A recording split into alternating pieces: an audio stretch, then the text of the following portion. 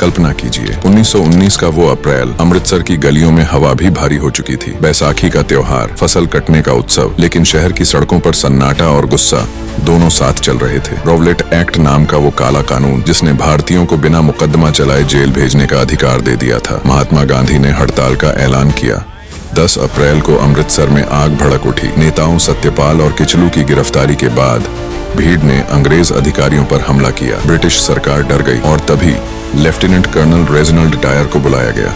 वो सैन्य अधिकारी जिसका नाम अब तक शांति स्थापित करने वाले के रूप में जाना जाता था, लेकिन वो शांति खून से लिखी जाने वाली थी। देर दोपहर 13 अप्रैल ठीक 12:40 बजे डायर अपने कमांड हेडक्वार्टर में बैठे थे। बाहर सूरज तप रहा था। अचानक एक सिपाही दौड़ता हुआ आया। उसकी सांस फूली हुई, रिपोर्ट थामे हुए। सर, जालियांवाला बाग में हजारों लोग इकट्ठा हो रहे हैं।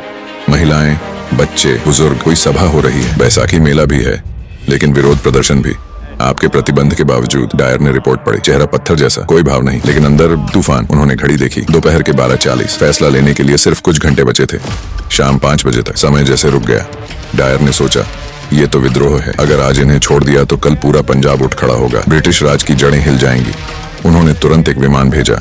हवा से ऊपर से भीड़ का अनुमान लगवाया, लगभग 6000, लेकिन असल में 10,000 से 20,000 तक लोग थे। निहत्थ थे, बिना हथियार। कुछ तो सिर्फ त्योहार मना रहे थे।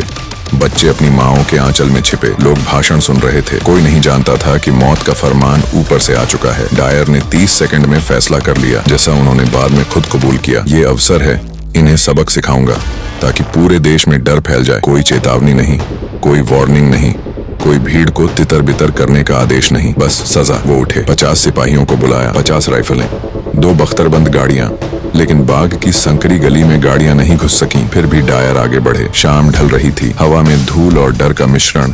जालियांवाला बाग, चारों तरफ ऊंची दीवारें, सिर्फ एक संकरी दरवाजा। अंदर हजारों लोग। कोई गाना गा रहा था, कोई स्वतंत्रता की बात कर रहा था। बच्चे घूम रहे थे, महिलाएं पानी पी रही थीं। कोई कल्पना भी नहीं कर सकता था कि कुछ ही घंटों बाद वो दीवारें चीखों से गूंजेंगी। डायर पहुंचे। शाम करीब 5:30। सूरज डूब रहा था। उन्होंने सिपाहियों को आदेश दिया, दरवाजे बंद कर दो। फायर। कोई खबरदार नहीं, कोई तितर बितर हो जाओ नहीं, बस गोलियां। राइफलों की आवाज गूंजी, एक के बाद एक। 1650 गोलियां। 10 मिनट तक लोग भागे, लेकिन कहां?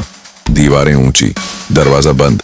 बच्चे माओं की गोद में समा गए। खून की नदियां बहने लगीं। चीखें आसमान छू रही थीं। कोई गिरा, कोई रोया, कोई बचने की कोशिश में कुचला गया। डायर खड़े रहे, ठंडे चेहरे के साथ। उन्होंने खुद बाद में कहा, मैंने गोलियां उन जगहों पर चलवाई जहां भीड़ सबसे घनी थी, ताकि सबक मिले। हजारों निहत्थ थे लोग। आधिकारिक आंकड़ा 369 मरे, लेकिन असल में 1000 से ज्यादा। घायल 1500। और वो फैसला जो कुछ घंटे पहले एक रिपोर्ट पर लिया गया था, वो फैसला जिसने न सिर्फ अमृतसर की मिट्टी को लाल कर दिया, बल्कि पूरे ब्रिटिश साम्राज्य की वैधता को दांव पर लगा दिया। क्योंकि उस दिन डायर ने सोचा था कि एक बार में आतंक फैला देंगे, लेकिन उन्होंने नहीं जानते थे कि वो आतंक स्वतंत्रता की आग को और भड़का देगा। जालियांवाला बाग आज भी चुप है, लेकिन उसकी दीवारें कहती हैं, एक गलत फैसला हजारों जिंदगियों की कीमत पर कभी कभी पूरे साम्राज्य की नींव हिला देता है। और उस एक पल में ब्रिटिश राज की असली सूरत दुनिया के सामने बेनकाब हो गई। स्वाधीनता की लड़ाई वहीं से नई ताकत लेकर उठी।